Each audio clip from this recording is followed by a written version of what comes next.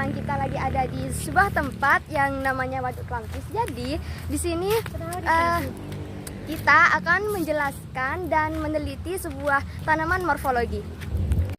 Waduk Klampis terletak di Desa Keramat, Kecamatan Kedungdung, kurang lebih 9 km dari arah utara Kota Sampang. Waduk ini memiliki luas sekitar 2.603 hektar, serta dikelilingi oleh bukit, gunung, juga pepohonan yang rimbun. Pemandangan di sekitar Waduk Klampis ini sangat indah dan juga alami, seolah belum terjemah oleh tangan manusia. Halo guys, di sini saya berada di Waduk Klampis dan saya akan menjelaskan tentang ekosistemnya. Sebelum itu, apa sih ekosistem? Ekosistem adalah suatu sistem yang terdiri dari lingkungan hidup, organisme hidup atau biotik, dan lingkungan fisik atau abiotik yang timbal balik di lingkungan tersebut atau area tertentu. Ekosistem yang ada di Waduk Klampis ini ada banyak, terutama ekosistem abiotik. Ada air, cahaya matahari, sedangkan ekosistem biotiknya ada tumbuh-tumbuhan.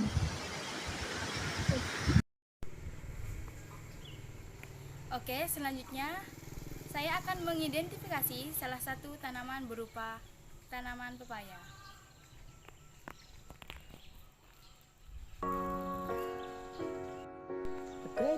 Pepaya merupakan tanaman yang berasal dari Meksiko bagian selatan dan bagian utara dari Amerika Selatan. Tanaman ini menyebar ke benua Afrika dan Asia serta India. Dari India, tanaman ini menyebar ke berbagai negara tropis termasuk Indonesia. Bentuk dan susunan tubuh bagian luar tanaman pepaya termasuk tumbuhan yang umur sampai berbunganya dikelompokkan sebagai tanaman buah-buahan semusim. Namun dapat tumbuh setahun lebih. Sistem perakarannya memiliki akar tunggang dan akar-akar cabang yang tumbuh mendatar ke semua arah pada kedalaman 1 meter atau lebih, menyebar sekitar 60 sampai 150 cm atau lebih dari pusat batang tanaman. Batang tanaman berbentuk bulat lurus, di bagian tengahnya berongga dan tidak berkayu. Ros-ros batang merupakan tempat melekatnya tangkai daun yang panjang. Dan pepaya bertulang menjadi dengan warna permukaan atas hijau tua, sedangkan warna permukaan bagian bawahnya hijau muda. Pohon ini biasanya tidak bercabang, batang bulat berongga, tidak berkayu, terdapat benjolan bekas tangkai daun yang sudah rontok. Daun terkumpul di ujung batang, berbagai menjadi buah berbentuk bulat hingga panjang tergantung jenisnya. Buah muda berwarna hijau dan buah tua berwarna kuningan atau jingga. Berongga besar di tengahnya, tangkai buah pendek. Biji berwarna hitam dan diselimuti oleh lapisan tipis. Oke, di sini saya akan mengidentifikasi salah satu tanaman morfologi berupa tanaman pandan. Tanaman pandan tumbuh di daerah tropis dan banyak ditanam di halaman atau di kebun. Pandan kadang tumbuh liar di tepi sungai, tepi rawa, dan di tempat-tempat yang agak lembab. Tumbuh subur dari daerah pantai sampai daerah dengan ketinggian 500 meter. Pandan wangi mempunyai daun yang selalu hijau sepanjang tahunnya. Batangnya bulat, dapat tinggal atau bercabang-cabang dan mempunyai akar udara atau akar tunjang yang muncul pada pangkal batang dan berbentuk pita. Manjang tapi daun datar dan ujung daun meruncing. Daun berwarna hijau dan tersusun spiral, panjang dari 40 sampai 50 cm dan lebarnya 3 sampai 5 cm. Tanaman ini merupakan tanaman perdu tahunan dengan tinggi 1 meter. Bunga menjemuk berbentuk bangkel dan berwarna putih. Buahnya berbentuk buah batu menggantung berbentuk bola dengan diameter 4,7,5 cm. Baik, di sini saya akan mengidentifikasi tanaman morfologi yaitu berupa pohon jambu. Baik, tanaman jambu biji merupakan tanaman daerah tropis dan dapat tumbuh di daerah subtropis. Dengan identifikasi curah hujan berkisar 1000 sampai 2000 mm atau tahun dan dapat tumbuh berkembang serta berbuah dengan optimal pada suhu 23 sampai 8 sampai 22 Jambu biji merupakan tanaman perdu bercabang banyak, tingginya dapat mencapai 3-10 cm. Akar tanaman jambu biji putih adalah akar tunggang. Akar ini sanggup menembus tanah hingga kedalaman 50 cm. Batang tanaman jambu biji putih berstruktur keras, kuat, padat, dan tidak mudah patah. Daun tunggal bertangkai pendek, letak berhadapan, daun muda berambut halus, permukaan atas daun tua licin.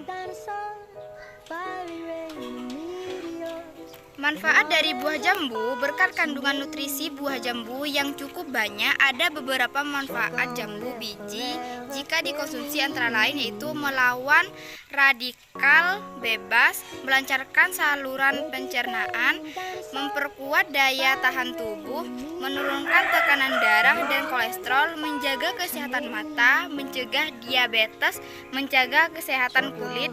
Dan buah jambu memiliki vitamin C. Selain vitamin C, buah jambu juga memiliki vitamin A, K. Baik, selanjutnya di sini saya akan mengidentifikasi tumbuhan lumut.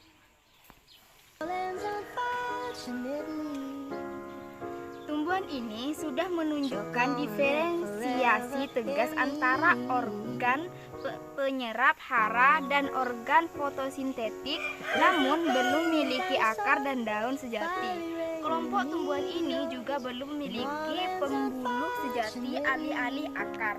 Organ menyerap haranya adalah rhizoid, harafia, serupa akar. Daun tumbuhan lumut dapat berfotosintesis.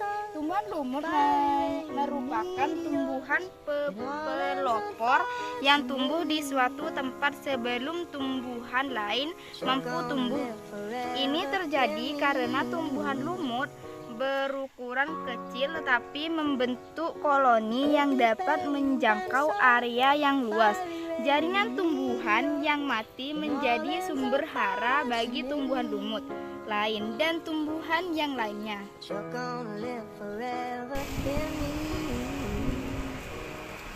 Hai, perkenalkan saya Menakun Oktober. Di sini saya akan mengidentifikasikan tumbuhan morfologi berupa tanaman mangga.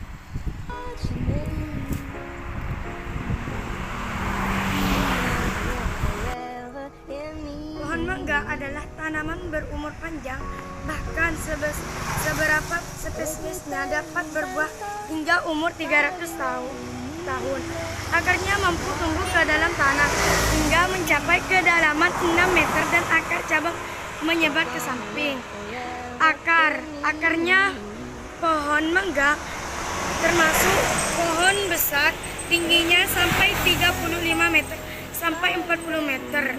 Namun pada kultivar atau varietas tertentunya pada umum mangga yang sengaja dikelompokkan agar tumbuh pendek dan buah banyak. Daun mangga termasuk tanaman evergreen sehingga daunnya tetap hijau sepanjang tahun. Bentuk daun hanya sederhana dengan ukuran panjang 15 cm hingga 35 cm serta lebar 60 cm sampai 60 cm. Saat masih muda, daunnya berwarna hitam dengan semburat merah muda. Kemudian dengan cepat berubah menjadi warna merah gelap dan berkilau. Kemudian menjadi warna hijau tua stabil. Dan jenis daunnya berupa jenis daun tunggal. Bunga pohon mangga menghasilkan bunga yang tumbuh di cabang-cabang pohon. Ukurannya bunganya kecil sekitar 5 meter sampai 10 mm. Bunga mangga berwarna putih dan berongga lembut. Mangga memiliki 5 buah kelompok bunga. Buah mangga pada umumnya buah mangga matang di saat musim panas ataupun kemarau. Biji di dalam daging buah mangga terdapat 1 biji besar. Ukurannya sekitar 4 cm sampai 7 cm. Habitat pohon mangga Magival India yang terdapat Manfaat pohon mangga menjaga kesehatan rambut dan kulit, membantu menurunkan tekanan darah. Mangga bermanfaat untuk kesehatan mata, meredakan sembelit, membantu risiko sakit jantung, menurunkan berat badan. Manfaat mangga untuk kuliner dan masakan: 1. Buah segar, 2. Jus mangga, 3. Mangga olahan. Yang kedua, saya akan mengidentifikasikan tanaman morfologi berupa padi. Padi dengan nama ilmiahnya Oryza sativa L adalah tanaman yang dibudidaya, meski ada juga yang merupakan padi liar. Padi sendiri diduga dimulai dari India atau Indochina, namun dibudidayakan di Indonesia sekitar 1500 SM. Di negara agrasi seperti Cina, India, Bangladesh, dan Indonesia, padi merupakan tanaman utama.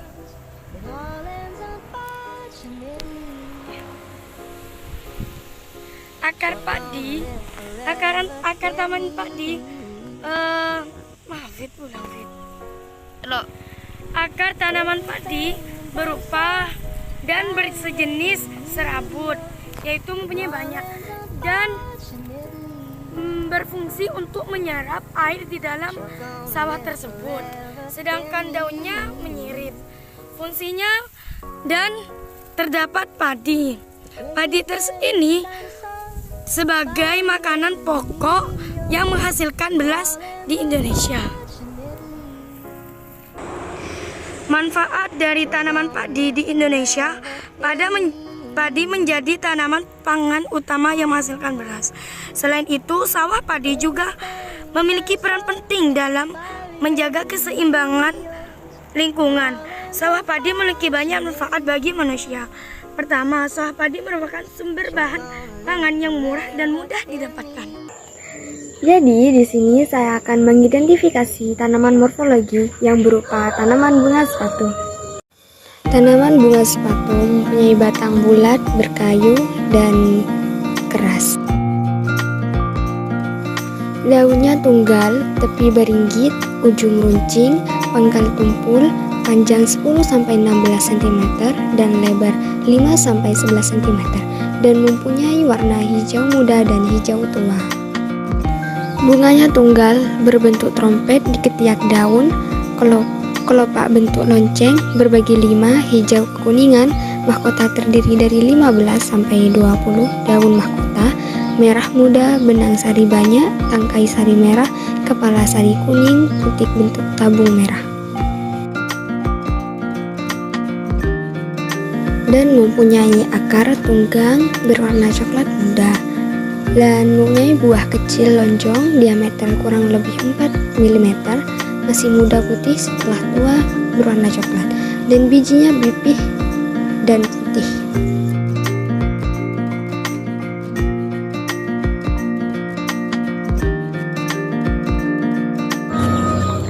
Yang kedua, saya akan mengklasifikasikan tanaman morfologi yang berupa tanaman cabai.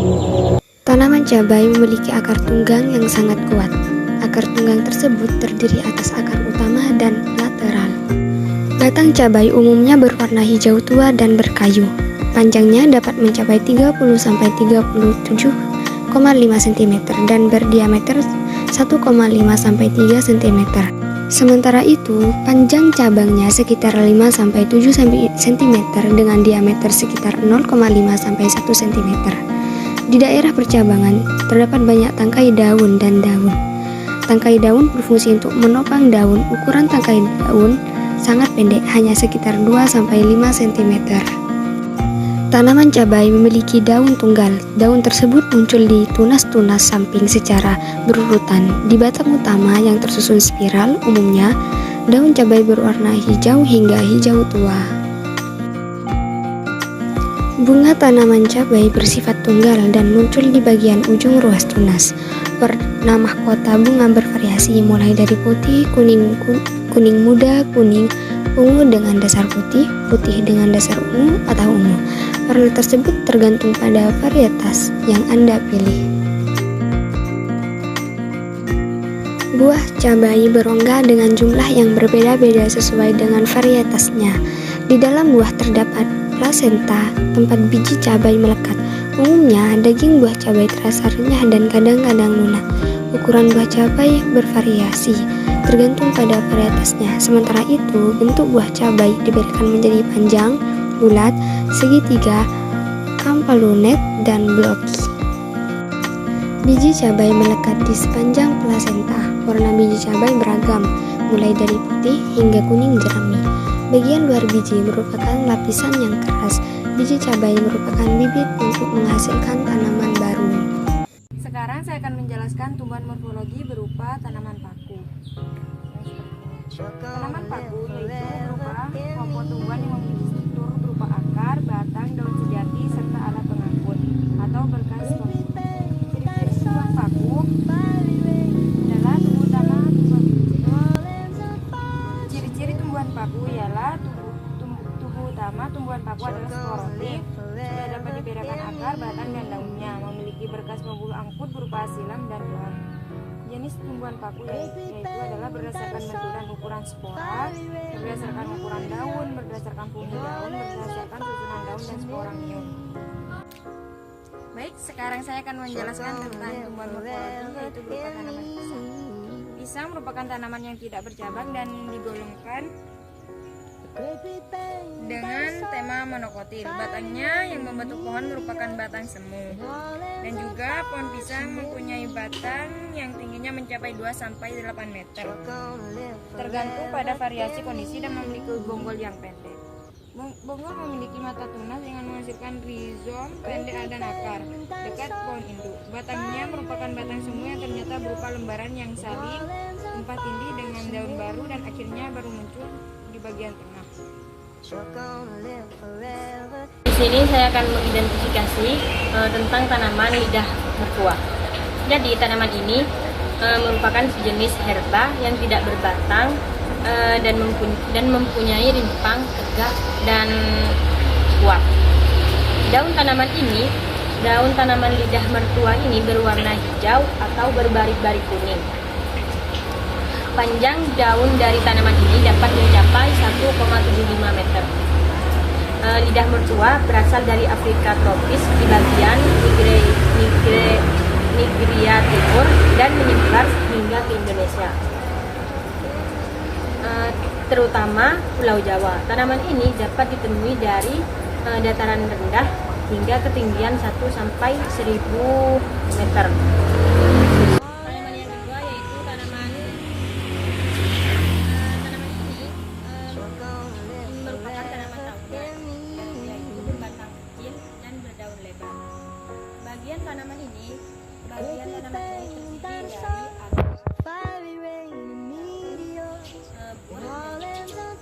Tanaman ini memiliki struktur perakaran ronggang yang dalam tanah. Akar cabang dan berwarna kuning segala arah. Tinggi tanaman dapat mencapai kira-kira 6 meter. Cabang tanaman